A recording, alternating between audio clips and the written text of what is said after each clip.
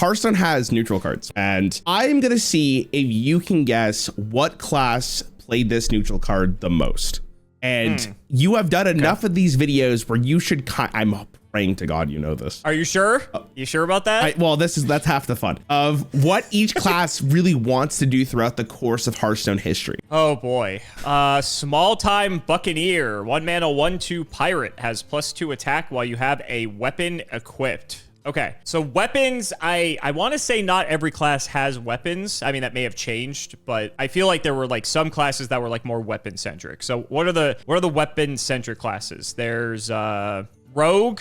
Rogue has like the hero power that gives you a weapon. Hunter had some weapons. Warrior has some weapons, so that's 3. So Rogue, Hunter, Warrior. Paladin had some weapons, I think. Before you answer this, do you think this card was good? What would be the play pattern with this? You open turn 1, you play this. Turn 2, if you play a 2 mana weapon, then this is a 3/2, and you have the weapon. That doesn't seem bad. If this is an old card, like, again, like my goldfish brain just knows like Mech Mage and Freeze Mage, right? Like, in old Hearthstone, that doesn't seem bad. Like, that seems okay. Okay. So that I'm leaning towards like Rogue guarantees this on turn 2. You could mulligan because Warrior had what? The axe? That's a 2 mana. Warrior did have the axe. Yes. Or is that 3? Yes. I want to say Rogue just because you can guarantee it, because there are going to be some games where you just don't have the War Axe turn 2 with Warrior. And then this card becomes infinitely worse if you don't have the weapon. I guess you could just hold it in your hand and wait till you do get a weapon. But I feel like just going turn 1 this, turn 2 Rogue, you have a 3/2, and you have the 1 damage from the daggers or whatever. I like that. So I'm gonna go Rogue. You go with Rogue just because... also, it's just one class, right? So in this video, it's gonna be the class that played it the most. Played it the most. Okay, yeah. I'm gonna go with Rogue. Because I can't just outright say like no class didn't play this neutral, because technically they could, and I don't want to have this conversation. So Rogue and Warrior were right. It was the 2 major classes you should focus on. So good job on that. Here's the thing about Rogue. Rogue was not a huge fan on daggering on 2 for this point. It was a little low tempo. So you could almost look at it as, what is the standard 2 drop? A standard 2 drop would have been a 2 mana 3/2. Like, right, that's like a Bloodfin Raptor from all the way from Classic. So am I really want to pay 2 mana for a 1 dagger weapon to have the Buccaneer? Maybe, right? That is the case. It is just a very consistent way of doing it. Warrior was actually the class that played this card the most. Damn. Pirate Warrior was the most popular deck during Mean Streets of Gadgetzan. And partially because of this card was nerfed, by the way. It lost 1 health. It was very good. Really? It won the game on the spot. Also, if you play Buccaneer, you pull patches, which is obviously insane. And then this was the weapon Warrior patches I also sent to you. It's there. Oh, sorry. I was zoomed in on this. You don't know? Do you not know patches off by heart? Hello. I think you may have shown me. I think you may have shown me this before. Goldfish memory. Remember? All right. 1 mana, 1/1. After you play a minion, or after you play a pirate, summon this minion from your deck. Oh, this is a Yu-Gi-Oh card. Got it. Okay.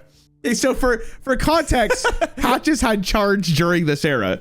So he was like the best. Reynad during this era made a video called like, what is the best decks to play in Mean Streets of Gadgetzan? And like, he was like, you don't play anything unique. It's only pirates all the way down, because patches just warped the game around it. Now, the reason why Small Time Buccaneer was better for Warrior than it was for Rogue is that Warrior had N'Zoth's First Mate, which was another pirate that gave you a weapon, which is the card under patches the pirate, in case you're curious. Oh, I see. Yeah. Battlecry, equip a 1/3 Rusty Hook. Sure. Okay. Cool. So that curve of going like Buccaneer, N'Zoth's First Mate into an additional pirate, and Warrior just had a lot of burn and charge. So like it kind of just fit the bill of like Warrior is the more aggressive class with weapons. So Small Time Buccaneer ended up being extremely good for Warrior, but it was still good for Rogue. You picked the 2 best classes for this. Okay. I'm happy I at least got that part. I still wanted to get it right, but okay, interesting. Undertaker, 1 mana, 1/2 undead. Whenever you summon a minion with Death Rattle, gain +1/+1. I'll let you know, it was released in 2014. This is very old. This is from Curse of Naxxramas. Death Rattle isn't really something that helps, because I feel like almost every class has Death Rattle, so that doesn't really give me any information there. I'm going to disagree with you on that. There are certain classes that have affinity towards death rattles. Oh, really? Okay. Yes, I mean, I'm not telling you which one. Sure. Okay, well, let's go through the list again, I guess. All right, so immediately Death Knight and Demon Hunter don't apply, so that's 2 down. Okay, what had Death Rattle? Because, like, I remember there were some neutral Death Rattles that, like, classes would just play, so... That is fair. That is fair. There were neutral Death Rattles that classes would play. Yes. Yeah, maybe that's where I'm just getting confused. Okay, so let me think. Trying to just remember old cards, to be honest. It's not helping. It's not helping.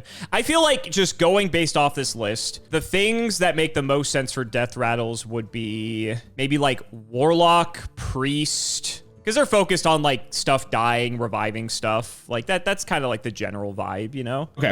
I don't know. I'm not really getting the vibe from the rest of these. Okay. So you think it's I'll Warlock go or Priest? I'll go Warlock and Priest. This looks like a very Warlocky card. Okay. I will say that this class was played for one in particular. Like this was very notorious in one class. Right. It's like only that, like, okay. And it's like very obvious to everyone who's watching this except me. People are like having flashbacks to this card. I feel like Hunter maybe had Death Rattles too. Okay. Now that I think about it. But I'm still in between like Warlock and Priest. Hunter is like a third. I don't know about the rest. Oh yeah, because I think there was like, I think Hunter had a thing. It's like, yeah, I feel like it just like dies and summons like a bunch of like tiny beasts or different things like that. You know what? It looks like a Warlock card. I'm gonna go Warlock. Okay, so you're saying that just based off the fact that it's like a skeleton. Vibes. Okay, vibe check. Okay, Undertaker. If you're asking me who has played this game throughout its entire life cycle, this is a top 5 Hearthstone card of all time for me. Really? This card, if this card was played on turn 1 and you did not have an answer to the game, was over. It was over. You're never winning that game. Okay. Removal wasn't as good as it is currently in Hearthstone. So what would happen is you play Undertaker and the 2 drops that would follow were also extremely good, which I am going to show you them. But then also, if you have another 1-drop Death Rattle like a Leper Gnome or something along those lines, it just there's like a guy that dies and draws a card, isn't there? There is. You're not really playing Loot Hoarder, but yes, there is that too if you wanted it. There is just enough really cheap, good death battles that Undertaker on turn 1, the game is over. Like if you could not answer that question, this card's doing like infinite. It was top 5 easily. They ended up nerfing it to only gaining plus attack, not plus health, and that actually helped it a lot because it wasn't as obviously tanky, but it was absolutely disgusting. The class that played this the most was Hunter. Oh wow! You were close. Okay. Hunter was the most aggressive class. Like Curse of Naxxramas came out. People talk about how good power creep was nowadays, but I'm not even kidding when I say this. Half the cards in Curse of Naxxramas would be broken still to this day, including that's crazy. including I'm gonna card him. Maybe not Undertaker anymore because removal is better. But the 2 drops that would follow Undertaker were these 2. Haunted Creeper, which is I think you were alluding to. Oh yeah, I remember this. Yeah, yeah, the little spider. Yeah. So I don't know if Haunted Creeper would see play. Mad Scientist would probably see play today, and I think it would be broken. And that card came out in 2014. See, it's fascinating because you said this is like one of the first cards that came out in Hearthstone, right? It's fascinating because Yu-Gi-Oh! Very early on had no issues with removal whatsoever. So I think that's like also partially skewing me that it's like, oh yeah, sure, your game should have plenty of removal. Fair. That was like never an issue for Yu-Gi-Oh! At all. Even to this day, that's not really an issue. So Hearthstone's biggest problem was dealing 3 damage wasn't an issue. It's the 4 damage that mattered a lot. Especially in the early turns. In the early game. So if you went Undertaker coin into another Death Rattle and your opponent didn't have that 3 damage right there, like that's what I'm saying. Like if you didn't remove it, it was over. Like they would just run away with the game. Happy Ghoul. Cost 0 if your hero was healed this turn. Well, that immediately takes me to 1 class.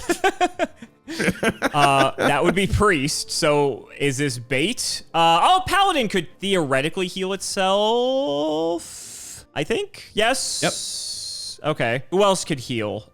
Druid maybe could heal. Hunter, not really. Mage, not really. Rogue, not really. Shaman, maybe Shaman. I feel like Priest is the obvious one just because it's in the hero power. Here's a question. Do you have to heal at least, can you like, if you're on 30 health and use your hero power on yourself, does that count or no? Because technically you didn't heal. You have to heal at 1 point of health points. Like you have to, yeah. See, okay, so the weird part is if you're trying to like cheat this out, obviously you want to cheat this out early because later you get diminishing returns because yeah, it's still a 3/3 for free, but you want to have this for the tempo early on, it feels like, because then it's just you get to play a guy. So the question is, it's not even necessarily like, oh, can you heal yourself? There's also the issue of, oh, how do you take damage? Because you would need to take damage to be able to heal yourself. And so like then Warlock is actually better because you can purposely take damage and then purposely heal yourself, and then you get to play this thing for free. So maybe Priest is bait and it's actually Warlock. You could also just like take a hit to the face and then play this next turn when you heal.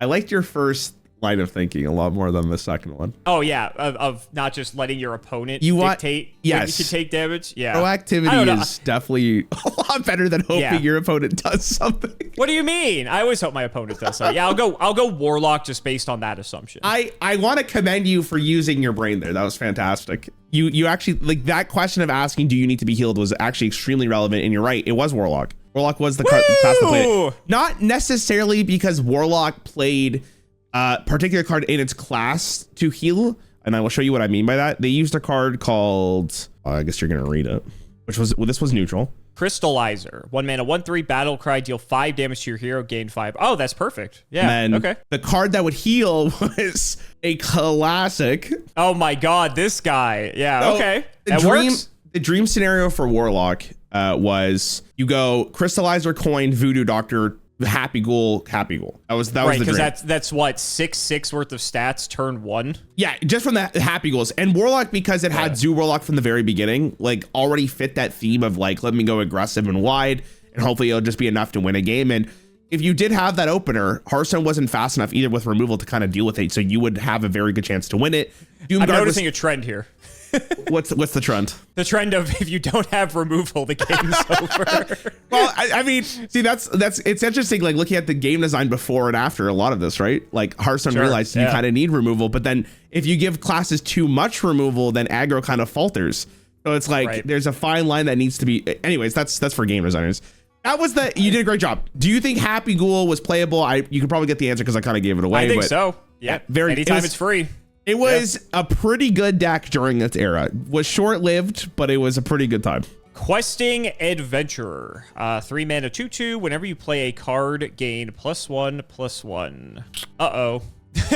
I see a lot of bullshit that could ensue with this. Question is, what class would play it? So let me think. You would need a bunch of really cheap stuff, because ideally, or free stuff, because ideally you're going to like play a bunch of BS, and then get this guy to like a 3 mana 20/20 or something like that. And then your opponent just loses. That would be insane. But yes, that is the dream. I mean, I'm being a bit hyperbolic, but you know what I mean. I guess the question is like, what class is going to have the most free stuff? Rogue is what comes to mind first. Because Rogue has like there's the spell that makes something free. There's like Shadow Step to like bounce stuff and like replay it. There's like the combo things that I think are free. So that's like where my mind goes to first. Druid, only because Druid can like ramp a lot, so then you get all your crystals and then you have the ability to play a lot of stuff. But even then, I feel like you're trying to play big stuff, not necessarily a bunch of little things. But Rogue is kind of what's calling me, so I'm gonna go with Rogue. Okay, do you think this card was good? I feel like in Arena this card would be insane.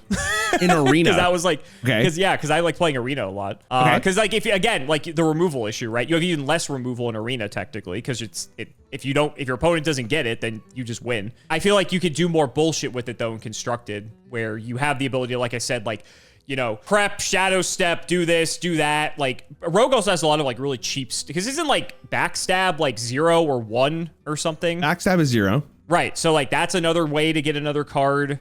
So, yeah, I don't know. I think that could be good. Okay. So, you're going with Rogue? And you're going with... Yeah, I'm going to go with Rogue. That it was good question mark. I can't... I don't know. Good question mark. Yeah, I didn't really answer your question, but... So, good question mark. Yeah. Okay, so I'll tell you right now, Questing Adventurer was a card that was always in the shadow, right? It could always strike, but it was a very playable card for Rogue for a very long time. Yay! So it was for Rogue. You got that right. Kind of the same idea you were going for. You mentioned prep and you mentioned Shadow Step, both very important for a card like this. The whole point of it was you wanted to play this on a turn where you could play a bunch of cards. Sometimes... you would play a 3 mana 2/2 and just hope it lived, but often that's not going to be the case. People would kill this on the spot. But if it did live, like, you're in a really good spot. The way that you prevented your opponent from killing this, and I have showed you this card before, was Conceal. You would give something stealth. Yeah. So you would play it. You would go often coin or prep into the conceal. Then your opponent can interact with it, and then they're just hoping you don't have a lot of cards to actually do an insane amount of damage. But often, if this card got to swing once to your face, that just bridges the gap for Leroy to win the game, and that's what it comes down to. Archmage Vargoth, 4 mana 2/6. At the end of your turn, cast a spell you've cast this turn, but the targets are random. Okay, so clarifying question here. If it says targets are random, there's the 3 mana draw 2 that Mage has. Is that a targeting thing, or are you always guaranteed to be the draw 2? Does it have to say like target? So you would be what always draws the 2 because you cast that spell. If a card was like deal 2 damage, then the target is completely random. Right, or if it's like give a minion +1/+1. Exactly. Something like that. Exactly. Right. Yeah, okay. Yeah. Yeah. That's what I just wanted to clarify. Okay, so spells. I'm going to allow 2 classes for this because I couldn't make a decision. Because they're like tied. I checked with Alex to see which one he thought was going to be the most played, and we both had different answers, but they're both very close. Okay. I don't think Warrior.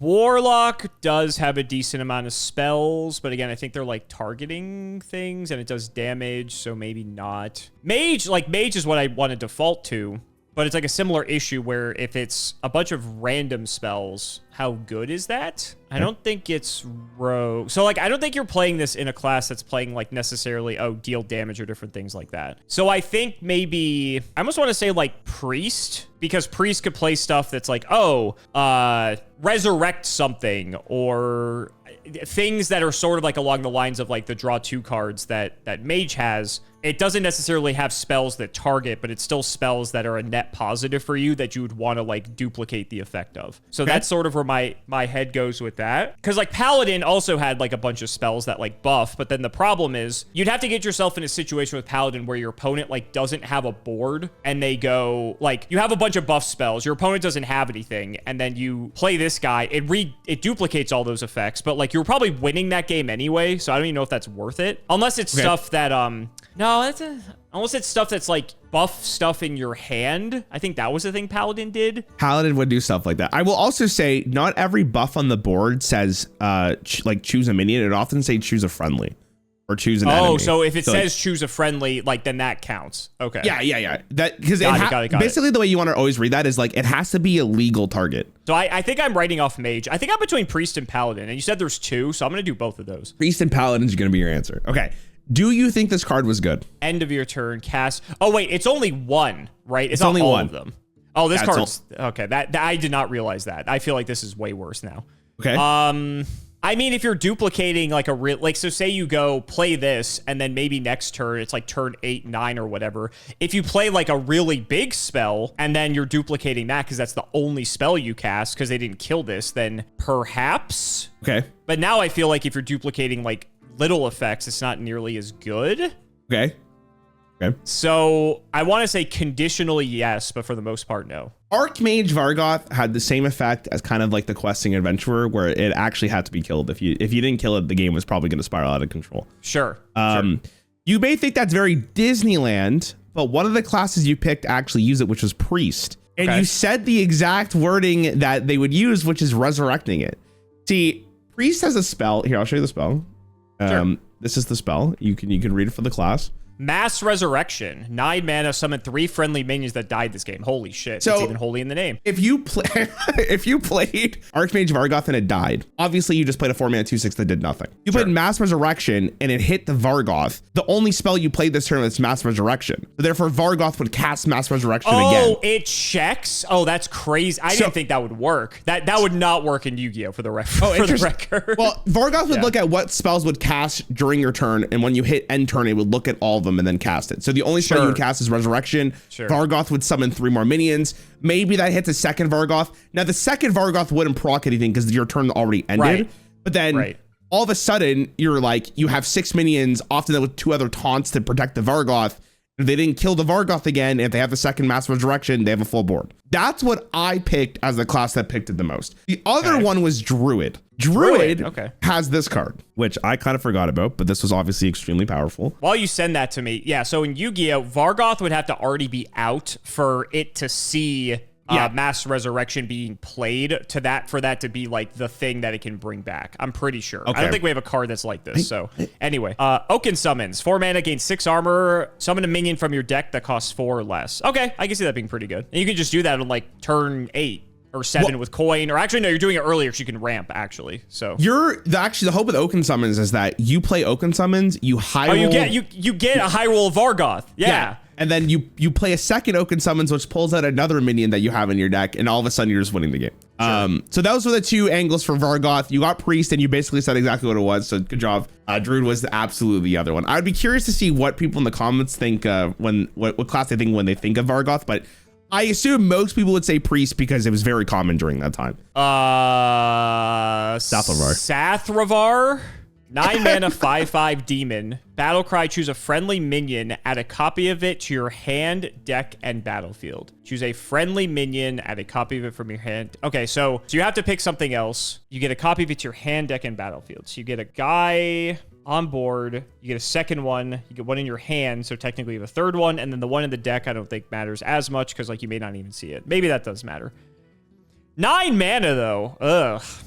It is expensive. That's kind of pricey. That's very expensive. Yeah. If there's some combo with this to like win the game immediately, then sure. But you have to like play something turn whatever and then play this next turn, hope that thing lives. Then you get to do the thing. I don't think that's like super unrealistic. Oh, man. Well, if you could reduce a card to 0, minion to 0, play it and then play the Sathrovarr. And you don't have to worry about the extra turn, right? Yeah. Yeah, that's true. I guess I'm trying to think of like what kind of minion you would have to summon for this to work. I will say that I will give you a hint. This one is combo oriented. I would imagine so. I don't think you're just playing this guy for value. Actually, I'll make it even more specific for you to help you out. It was for combo redundancy, not for a particular combo. The fact that it's a demon, not really, no. The fact that it's a demon, like, I want to just immediately slot it in Warlock, but that doesn't mean anything. I mean, it has some synergy there potentially, but you can play demons in anything. If you have a card on the field that has its, like, cost reduced, does the reduced cost apply to the copy? If a card says cost X less for a type of effect, and you add a copy of it to your deck, that text is still applicable. So, for instance, if you've cast 10 like, if the card said, like, cost 1 less for each minion you play this game, it would still cost 0, wouldn't go back up to 10 if you played 10. Does that make sense? Okay. Like the reduction still accounts to your mana, but like the stat line would go back to its base version. Okay. I hope that made sense. So I'm thinking you like play cheap charge guy and then play this, get another cheap charge guy on board and in hand. So now you have like 3 charge guys and you just like kill your opponent.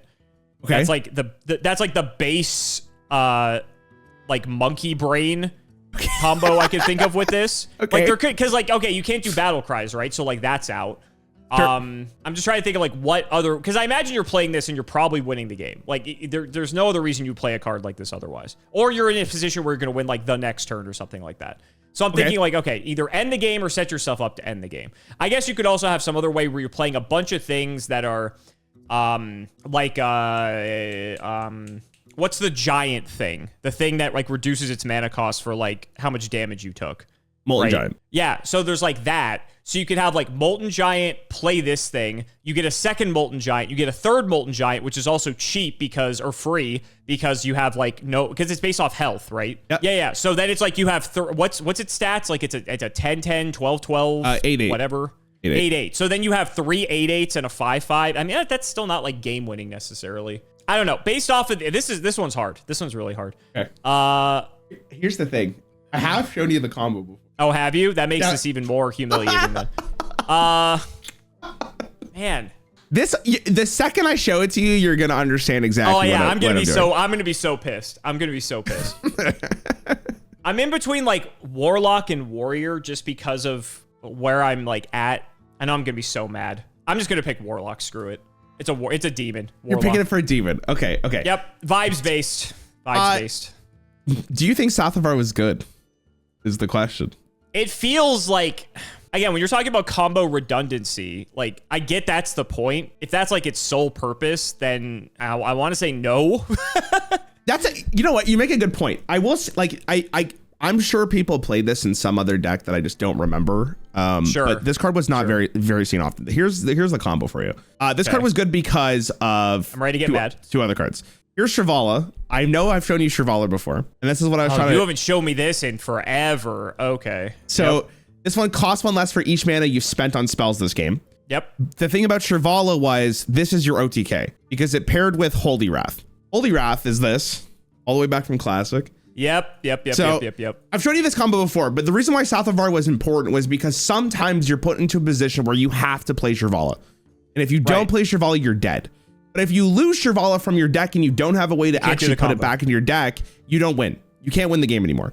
So what Sathrovarr did was not only give you another Sathrovarr on board to heal even more, it added one to your hand so you could heal again, but then at least you have your combo later on to actually pop off with Holy Wrath. Sure. And that was like its sole purpose. And I think the entire time it was in standard. I can't remember any other time it was played, but that's what it was for. So yeah, it was only for Paladin. It was not for Warlock whatsoever. Got it. Sure, I was never picking Paladin for what it's worth. Sure. Yeah. I did try to pick one. I was kind of right in the sense of like, you're trying to just do this combo to win the game, like immediately. Yes. So I had that part right. I just had the wrong class. Playhouse Giant. What the fuck is this? 20 mana, 8/8. That's just some art. Costs 1 less for each card you've drawn this game. Speaking of mana reduction. So what? You just like draw your whole deck, then you get to play 2 8/8s, I guess. That seems not very good. I'm gonna be honest with you. Okay. It seems like whatever. Unless you could like draw your whole deck on like turn 2. Maybe you can. I don't know. Because then it's like, oh, you've got these things, and then you just drop them, and then your opponent can't kill them, so you win. When was this released? Last year. Oh God. Okay, so now we got 2 other classes to consider. Great. Awesome. Well, so this, I will tell you this right now without alluding it too much. You're on the right track. You got to draw your deck pretty fast. So what classes can do that? Demon Hunter. Final answer. Is that it? That's it. I remember you told me that. Demon Hunter. Final answer. Okay. You want to take, I'll let it go if you want to just say Demon Hunter, but I could give you some more time. Are you sure? No, I'm good. Okay. Demon Hunter does draw a lot of cards, but Demon Hunter did not play this. Damn. Okay. Well, to be fair, you did like sell me on Demon Hunter like months ago, where you're like, "Oh my God, Demon Hunter, you could draw so many cards." Okay, so this is the problem. Yeah. This is the problem for Demon Hunter. Is Demon Hunter does not need just a static 8/8 drop. The class that actually played this was Rogue. Rogue draws a lot of cards, but the reason why Rogue likes it a lot more than Demon Hunter is because they have this card. Braked. Yeah, I know. Okay, sure. 1 mana, return a friendly minion to your hand, summon a dancer with its... Oh, cute. Okay. Yeah, I get it. What would happen is, and you actually had it like right on the money. You would draw through your whole deck by turn 4 or 5. Like that's what it was. That's what you were going for. That's crazy. Okay. And then you would go giant, breakdance, clear their board with breakdance, and then all of a sudden you have this huge amount of stats on the board. And that was the game plan. If you went into a deck that had brawl and they can clear it, GG, the game was over. You went up against the deck that didn't have an answer, it was over. Like that's what the game was. And it was obviously not super fun to play against. They ended up nerfing Playhouse Giant to 25, which was a very good idea. But the deck was very consistent at what it wanted to do. It was very, very good. But Rogue had breakdance was the bigger thing. But yeah, what other draw cards did Rogue have? Because like I fucking boomer alert. I remember like Sprint, but I don't think that card. I don't know if that was even played. Yeah. Give me a sec. Hold on. I'll show you some cards. Hold on. Yeah. I just gotta get the name because I think they nerfed it. I remember Fan of Knives. I think drew you a card, didn't it? Yeah, Fan still in standard. Actually, it's 2 mana now instead of 3. Twisted Webweaver. Whenever you play another minion you've already played, draw. Okay. Sure. So that card says cost 1 less for each other card you played this turn. It used to say when it died, add it to your hand, not at the end of your turn. So you would be able to kill this multiple times, play it again for 0 because you already played 4 cards. Right. And with Twisted Webweaver, you would draw like infinite. Like you would just keep on going. That's on top of every other draw card Rogue has available to them. So you were able to go through your deck pretty fast. The only time this deck felt like it didn't do anything was if you actually had Giant in the opening hand. The Rogue also had another card in the game that allowed them to kind of help with that, which was this card. And then this is another really good example of just like how much they had for draw. Gear Shift. Shuffle the 2 leftmost cards in your hand to the deck to draw. That's a cool card. That's neat. Yeah, really cool card. If you felt like your hand was very bad, you just manipulated it to a way that you would throw back the giants, and then you would draw 3 more cards. 4 mana, 1/6 rush. Frenzy, deal damage equal to this minion's attack to all enemy minions. Deal damage equal to this minion's attack to all enemy minions. So we're looking for ways to damage our own guy, to have a board wipe sort of effect. Seems pretty good. What can damage our own guy? Warlock has ways to do it. Let me steer you in the right direction. I wouldn't necessarily look at what can damage our own minions, because when this card is played, you're often trading into something else. Oh, because it has rush. Duh. It has rush. Okay. Yeah. You don't have to do it. So it's more. So it's not necessarily about what can damage it. It's about what you can do to buff it so that you're dealing even more damage. Yeah. I'm gonna also help you out a little bit more here, just so you have the full context. Let's just say, for instance, I can give this minion poison. Poison in Hearthstone means that if at any point it deals damage to anything, it dies other than your hero. Because it interacts with buffs, the frenzy would inflict poison on anything it hit, meaning all minions would die regardless of its attack. And that may interact with every other buff in the game. So think of it like that. Huh. I don't know if I made it more confusing or less confusing. Yeah, well, because now I'm thinking, okay, what other buffs in the game are there? I'm trying to think of the little icons below the cards. Great question. What other... You said you'd answer any question. What other buffs are there in Hearthstone, Rarran? Oh, that's a really important that you asked. Let me go through. Great. Here's the whole list coming in. Buckle up, everyone. Without going through all of them, I will tell you the one that matters the most here, okay?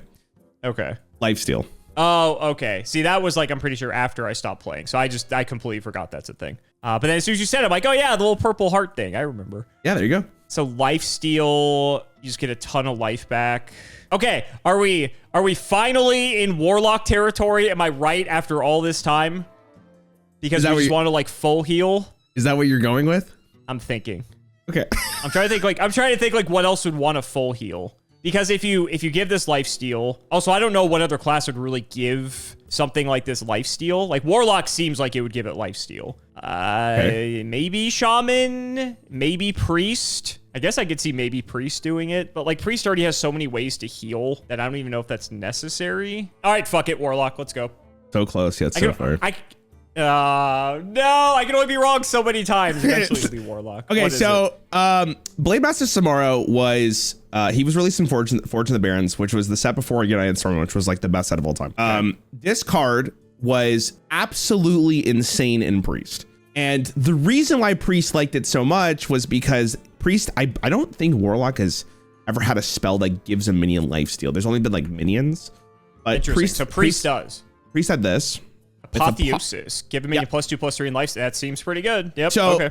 Priest also had another card called Palm Reading, which said discover a spell, reduce the cost of your spells by 1. And because of that interaction against aggro decks, if Samuro was played either on turn 4, 5, or 6, and you could not kill your opponent, or you could not kill the priest beforehand. I'm noticing a trend here. It was very good. It turned out that getting full healed and also still having the minion on board was pretty good. And like sometimes the game just literally felt like, did they have Samuro plus Apotheosis? And if they did, then GG. Also, because it's released in Forge of the Barrens, that was right after a rotation, which meant there was not as many spells in the game as there could have been. So hitting Apotheosis off Discover was actually extremely likely, even though you're running 2 copies in your deck. It's weird because I didn't want to like Priest makes sense because of the healing, but I feel like Priest has already had so much healing already that it didn't matter. So I was more focusing on like what could give it lifesteal. And so I guess it makes sense that Priest could give lifesteal because it's a healing effect, but it just didn't seem like a Priest ability. I don't know. That was kind of where my head was at. That's fair. I will also say, because I'm sure people are aware, like Samuro was not only played in Priest, he was just kind of a good card. People like Paladin liked it. He just like Warrior liked it too. Like I was talking about the enrage mechanic. Like they still played the card because he was just good, but nothing touched this Priest. Like Priest played this card like in every deck because of this interaction. Chef Nomi. It's a panda chef. 7 mana, 6/6 battle cry. If your deck is empty, summon 6/6/6 grease fire element. What is this game, dude? It's pretty sick. Chef Nomi, I believe, is actually a real character in World of Warcraft. He's from like the Pandaren. Aren't all of these? Not every card is. Not every card is. Oh, okay. They often just take like Reno Jackson was not a card from Hearthstone. Like they are from World of Warcraft. Like they added him later on because he was so iconic. Got it. You know, flavor miss here. It should have been 6 mana because everything else is 6. I think that was balancing for sure. Who cares about? You're playing Hearthstone. When do you care about balance? True. All right. True.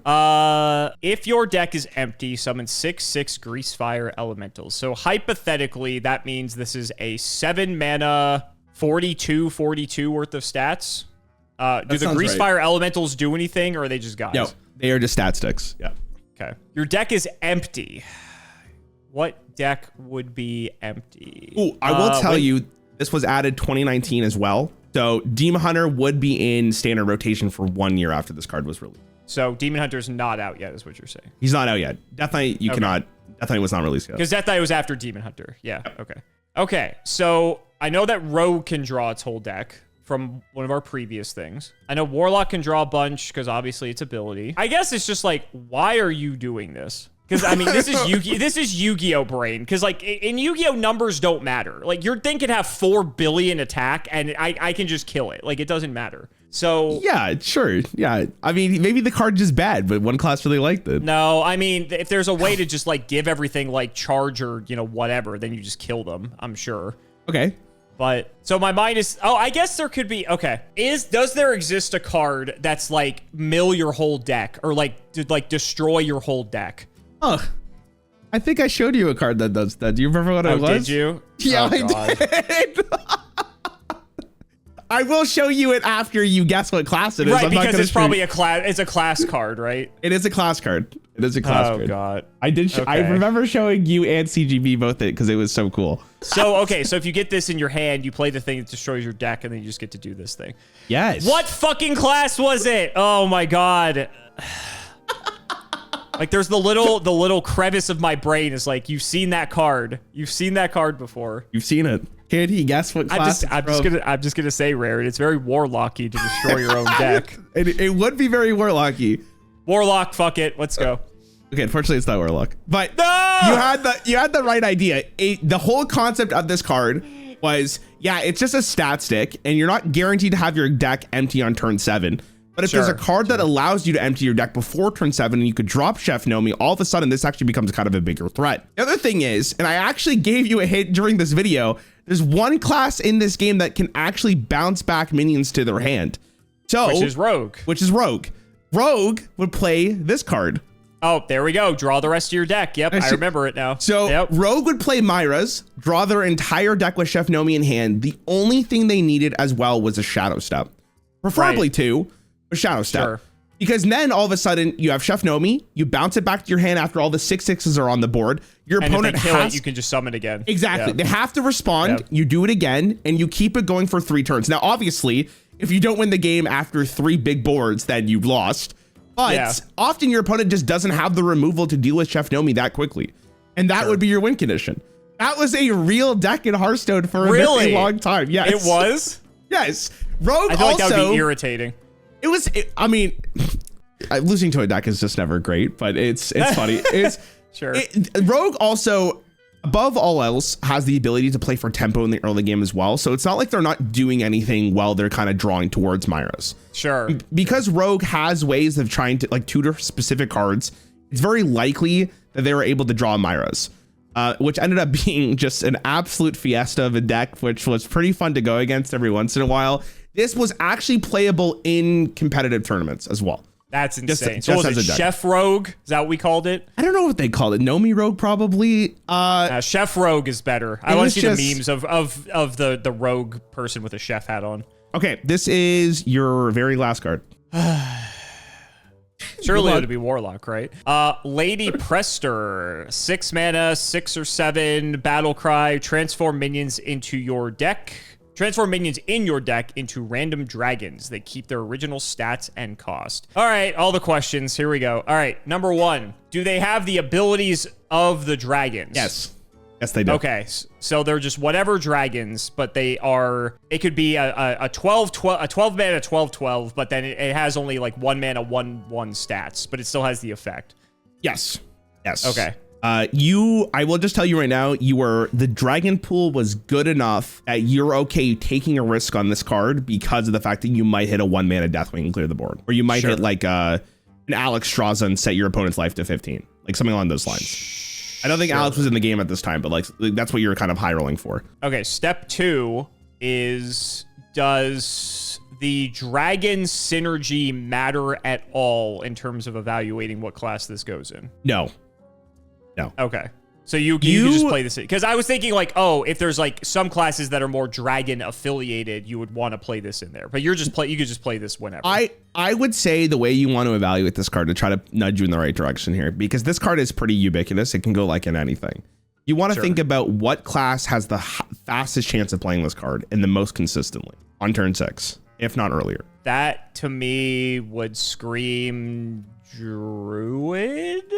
Because you could play this on like turn 3, turn 4 if you're playing Druid, right? So then you just slam this and then all your things are dragons, and then maybe you play like a bunch of like lower cost stuff already anyway, so then you just high roll and win. So yeah. Druid? Is that what you're going for? Druid? Do you think this card was good? That's an interesting question, because there could be a scenario where like you said, like the average dragon is like above average. And so then if you're getting to cheat out these really powerful effects, like I say cheat in quotes because you're like discounting them in like a weird way, right? So it's like if the average dragon's like good enough, then maybe the effects matter more than the stats. And like that's very Yu-Gi-Oh in that sense, where like I say the stats don't matter. It is random, which is always never a good thing necessarily. But there also could be situations where you're behind and you need to turn your stuff into dragons to have a chance to like come back. I'm just trying to think, like if you're ahead, would you really want to do this? Because you build your deck in a certain way to do a thing. And this just kind of completely invalidates that. So that's like the part I'm kind of stuck on. Okay.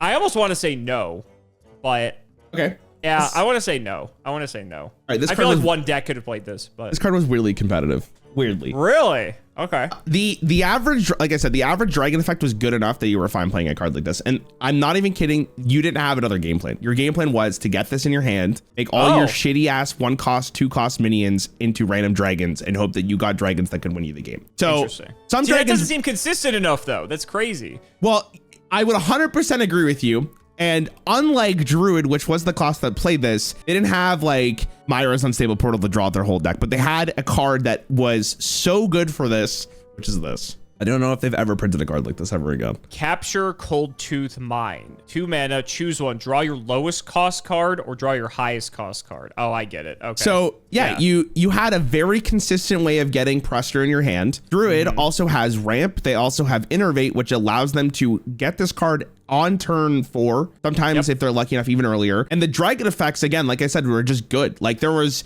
you could get not normal Alex, which sets it to 15. You can get Alex that just says deal 8 damage. And you don't really care about playing a 1-mana 1/2 if it's dealing 8 damage to your opponent's face. And that's kind of where like the average power level of dragons were. And it kind of was just good enough to see play, which is kind of weird. That's crazy. But yeah, that is guessing neutral cards. I'm gonna be honest. It's a very fun effect, though. I'm gonna be like, this is very Hearthstone-y because like no physical game can do this type of effect, right? Yeah. I think I tried to pick cards that were like interesting enough. Yeah, I think that's my favorite of the bunch, just because of how like unique that is. Yeah, it was just, again, I will give you credit as well. Like a lot of people were like, when Prestor came out, it's like you don't think this card's gonna get played. This card was also released in Stormwind, so it's like it had no chance to get played. It was just bad. But then after all the nerfs and then the next expansion came out, then Cold Tooth Mine would add us to the game. And then all of a sudden it's like, maybe there is actually a consistent thing we can do here. And it ended up being actually good enough to see play.